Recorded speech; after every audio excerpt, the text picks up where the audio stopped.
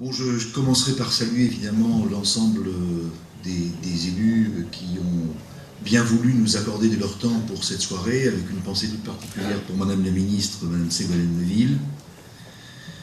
Et puis je voudrais aussi vous saluer, vous toutes et tous, qui à 21h passées est encore là, parce qu'il y a des conférences publiques, il y en a certaines dont on aimerait qu'elles s'achèvent très rapidement, et puis il y en a d'autres dont on aimerait qu'elles ne s'arrêtent pas. Et j'ai un peu le sentiment qu'on est dans ce cas de figure ce soir. On est finalement dans une situation où on pourrait toutes et tous parler encore pendant 1 heure, peut-être 2 heures, d'une question qui nous étreint, parce que quand on parle d'humanisme, et quand on est franc-maçon, évidemment, on est très attaché à cette notion. C'est pas d'un humanisme abstrait dont on parle. J'ai effectivement, dans un texte déjà un peu ancien, parlé d'humanisme de combat, parce que l'humanisme qui nous est cher, et je crois que c'est ça que nous partageons, toutes et tous ici ce soir, c'est un humanisme attentif à la situation des hommes et des femmes, à la situation concrète que les uns et les autres peuvent vivre.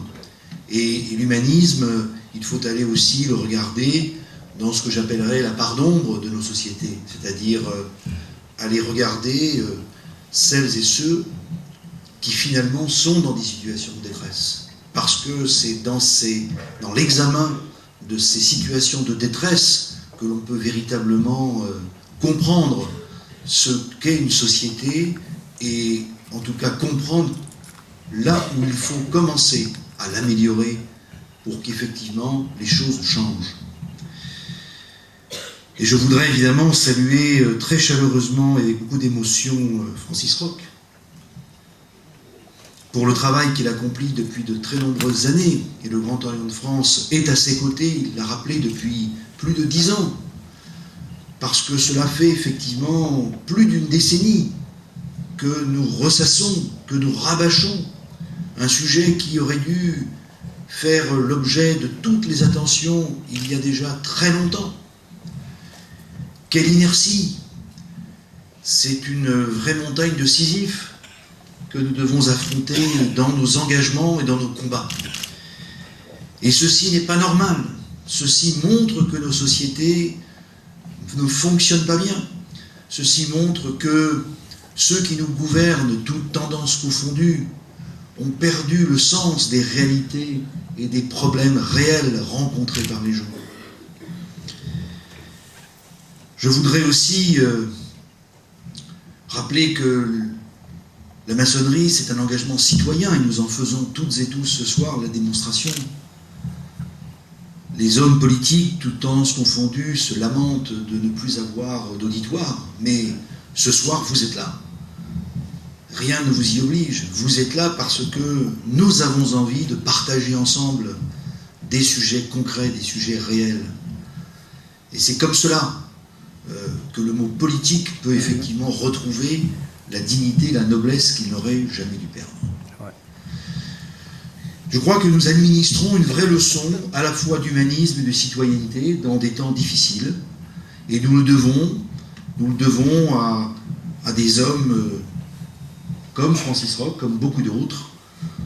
Nous le devons aussi à M. Godon et Mme Lucas qui ont accepté de venir participer, d'apporter leur éclairage, parce que c'est de cette mobilisation des 100 grades, finalement, que les choses peuvent changer un jour si nous continuons de faire preuve de la persévérance qui s'impose.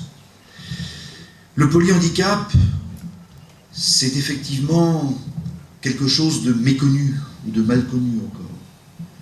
On parle peu souvent du syndrome de Rett, on parle peu souvent du syndrome d'Engelmann. Mais ces maladies que certains qualifient d'orphelines, eh bien, je crois qu'effectivement, il convient d'être leur porte-parole. Ces maladies qui nécessitent une mobilisation et effectivement une prise de conscience collective. Cette prise de conscience, on peut espérer que ce soir, se soit produit un déclic. Ça a été souligné par un certain nombre d'intervenants. Les propos de Madame la Ministre, effectivement, rompent une litanie déjà ancienne à laquelle nous finissions, non par lassitude, mais peut-être un peu par découragement, à nous habituer. Ce plan national pour le polyhandicap, légitime, comme cela a été dit, nous saurons le rappeler à Madame la Ministre. Car les maçons sont effectivement des gens persévérants et je m'y engage. Nous saurons le lui rappeler parce qu'effectivement, ce plan national pour le polyhandicap, j'ai eu l'occasion moi-même d'en plaider la cause auprès des conseillers du président de la République sans avoir le sentiment d'être véritablement écouté.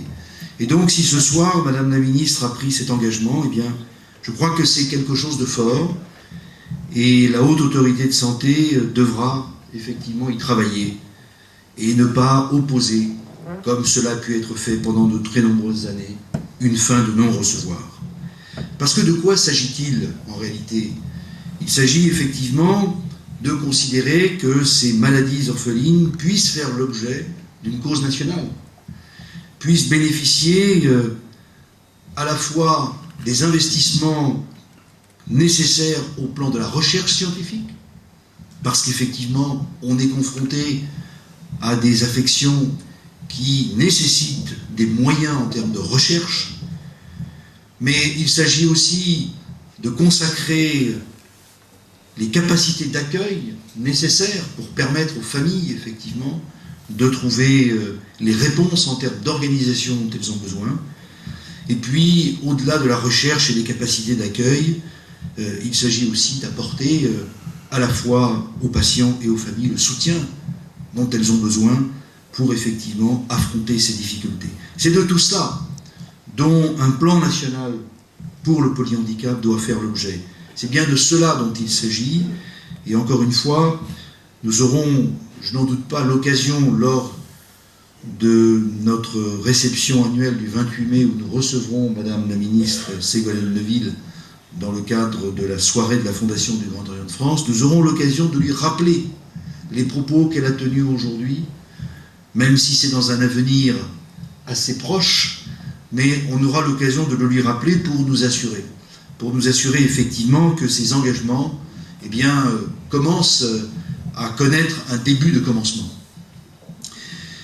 Ce soir, je suis particulièrement fier d'être franc-maçon.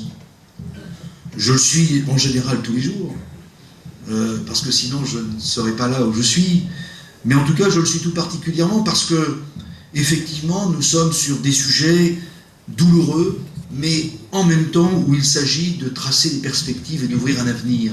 Et rien ne serait pire que la résignation ou l'abattement. Et à travers les échanges que nous avons eus ce soir, à travers cette conférence, je crois que l'expression qui nous est chère à nous francs-maçons d'améliorer l'homme et la société a pris, je dirais, une densité nouvelle. Parce que dans ce travail, dans cette réflexion que nous consacrons au polyhandicap, nous améliorons à la fois l'homme, nous améliorons nous-mêmes à travers l'engagement que nous manifestons, mais nous améliorons aussi la société à travers les engagements que nous prenons pour les autres. Je crois que c'est comme cela qu'effectivement la franc-maçonnerie gagne ses lettres de noblesse, si tant est que cela soit nécessaire, et qu'en tout cas nous montrions à toutes celles et à tous ceux qui ne sont pas francs-maçons, et certainement il y a dans la salle des hommes et des femmes qui ne sont pas francs-maçons, c'est comme ça que nous montrons ce à quoi se consacre une obédience maçonnique comme le Grand Orient de France. Contrairement à ce que certains de nos détracteurs laissent entendre, nous ne faisons ni tourner les tables, nous n'ourdissons aucun complot, mais nous sommes au service de la société à visage ouvert, dans un engagement citoyen qui est le nôtre, un engagement au service de tous, et c'est bien le sens que nous avons voulu donner à ce cycle de conférences que nous avons appelé les engagements d'humanisme.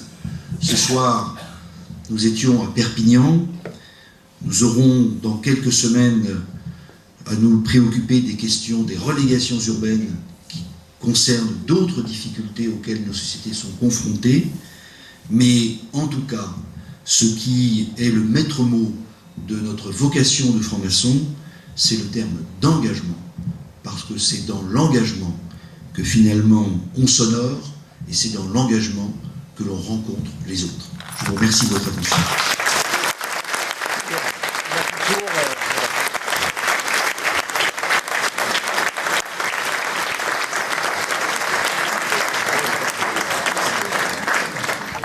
Bon, allez, beaucoup d'amitié là. Beaucoup d'amitié, allez. Donc,